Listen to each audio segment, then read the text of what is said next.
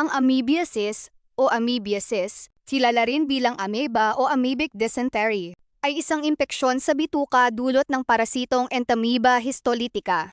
Nakukuha ito sa pamamagitan ng pag-inom ng kontaminadong tubig o pagkain ng maruming gulay at prutas. Mga karaniwang sintomas: pagtatae, minsan ay may kasamang dugo o uhog, pananakit o cramps sa tiyan, lagnat at panginginig, pagkawala ng gana sa pagkain at pagsusuka.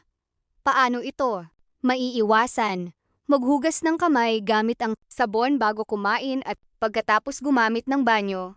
Uminom mamang ng malinis at pinakuluang tubig. Hugasan ng mabuti ang mga sariwang prutas at gulay bago kainin. Takpan ang mga pagkain para hindi dapuan ng langaw o ipis. Upang masuri ng tama, ang mga doktor ay karaniwang nagpapagawa ng stool exam. Ang paggamot ay maaaring mangailangan ng mga iniresetang antibiotic tulad ng metronidazole.